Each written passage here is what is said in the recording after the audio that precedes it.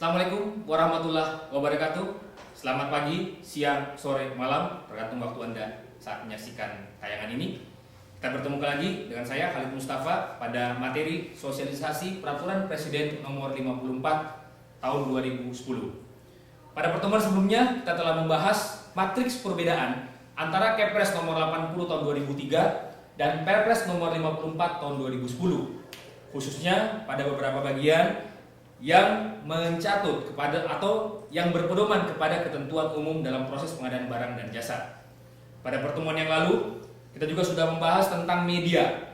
Perbedaan antara media pada Kepres nomor 80 dengan media pengumuman pada Perpres nomor 54. Yang dulunya menggunakan surat kabar, di Perpres nomor 54 tidak ada surat kabar lagi.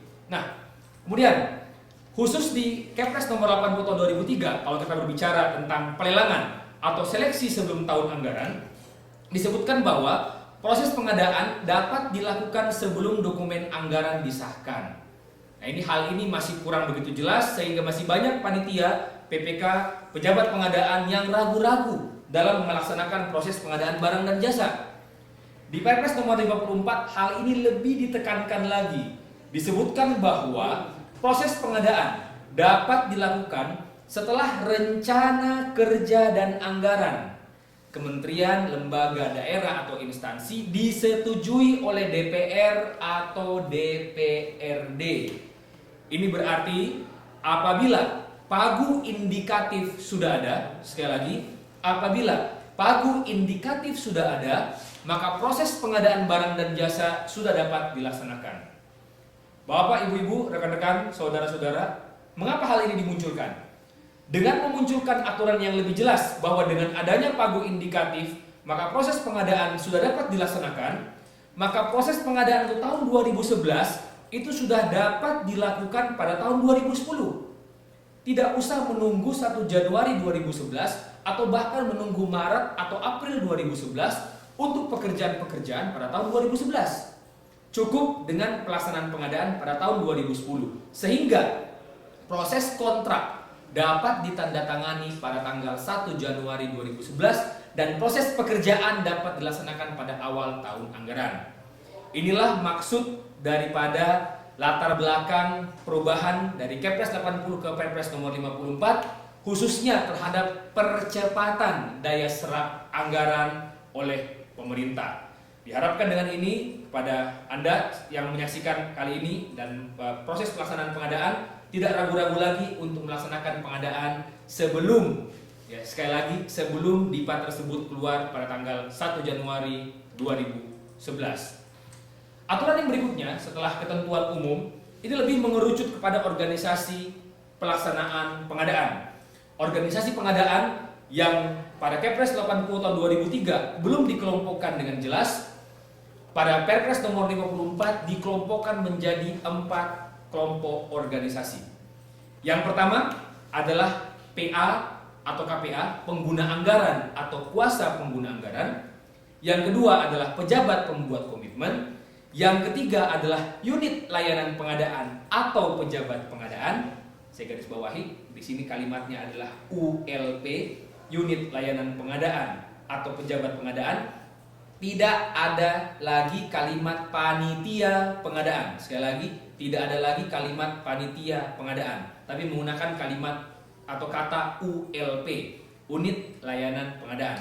Dan yang keempat, yang dulunya istilahnya hantu, ada tapi tidak ada, yang dalam struktur, dalam aturan tidak ada, tapi di SK itu ada, yaitu panitia atau pejabat penerima hasil pekerjaan.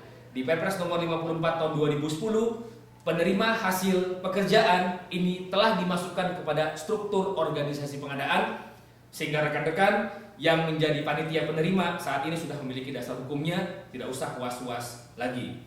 Nah, khusus untuk ULP sendiri, unit layanan pengadaan, seperti kita ketahui bersama dalam proses pengadaan yang dulu dilaksanakan oleh panitia pengadaan, saat ini oleh sebuah unit struktural yang disebut dengan unit layanan pengadaan.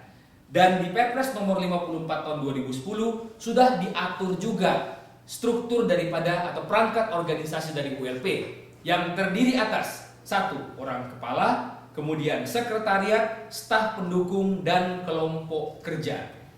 Khusus kelompok kerja itu akan dibagi berdasarkan jenis-jenis pengadaan atau berdasarkan jenis-jenis kegiatan sehingga lebih fokus. Contoh, Pokja untuk pengadaan barang, Pokja untuk pekerjaan konstruksi, Pokja untuk jasa konsultansi, dan Pokja untuk jasa lainnya. Sehingga seluruh pengadaan barang nanti akan dikerjakan oleh Pokja pengadaan barang, seluruh pekerjaan konstruksi akan dikerjakan oleh Pokja pekerjaan konstruksi.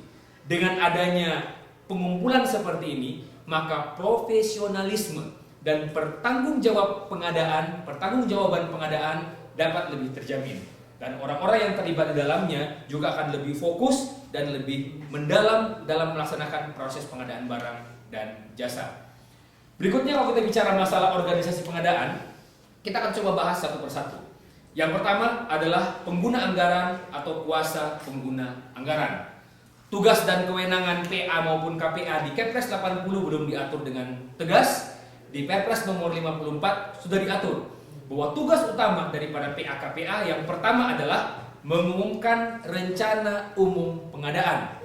Dan yang kedua, menetapkan panitia atau pejabat penerima hasil pekerjaan.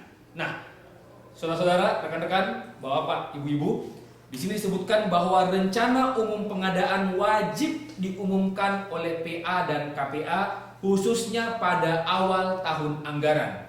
Hal ini agar proses pengadaan barang dan jasa yang berada di sebuah institusi atau kementerian atau daerah itu lebih transparan.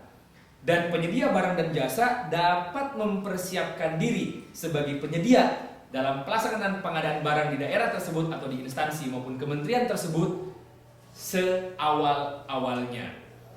Satu hal lagi yang sangat berubah di Perpres nomor 54 adalah penetapan pemenang atau penyedia oleh PA KPA di kementerian, lembaga atau kepala daerah di daerah. Yang dulu kita ketahui, apabila pengadaan barang dan jasa di atas 50 miliar, maka yang menetapkan pemenang adalah pengguna anggaran atau kuasa pengguna anggaran. Contoh seperti di Kementerian Pendidikan Nasional, yang menetapkan tentu saja adalah Menteri Pendidikan Nasional.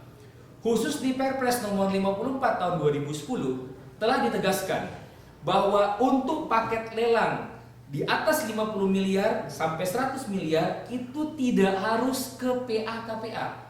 Yang wajib ditetapkan oleh pengguna anggaran atau kuasa pengguna anggaran adalah paket pengadaan barang, pekerjaan konstruksi, jasa lainnya yang bernilai di atas 100 miliar. Sedangkan khusus untuk jasa konsultansi di atas 10 miliar.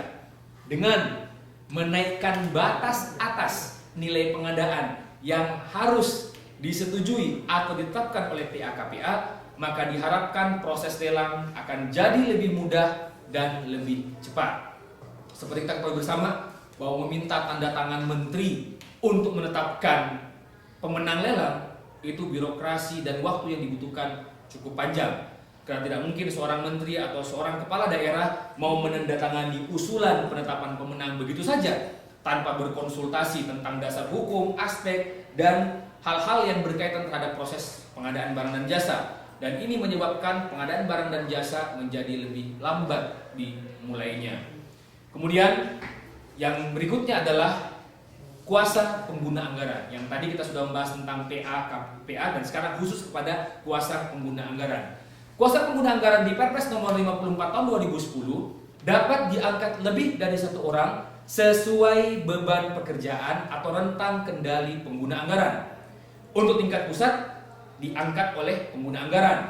Untuk tingkat daerah ditetapkan oleh kepala daerah. Dan khusus KPA untuk dana dekon dan tugas pembantuan diangkat oleh PA atas usul kepala daerah. Jadi ingat, dengan aturan Perpres nomor 54 tahun 2010 ini, maka KPA dapat lebih dari satu orang jika dianggap perlu. Dan satu hal lagi, KPA pada tingkat pusat diangkat oleh PA, sedangkan pada tingkat daerah diangkat oleh kepala daerah. Diharapkan dengan pembagian ini, dengan membolehkannya KPA lebih daripada satu orang, maka proses pengadaan barang dan jasa di sebuah institusi dapat lebih mudah, dapat lebih terstruktur, dan dapat lebih mudah diawasi. Kita akan bertemu pada materi selanjutnya setelah materi ini. Terima kasih. Wabillahi taufiq wal hidayah. Wassalamualaikum warahmatullahi wabarakatuh.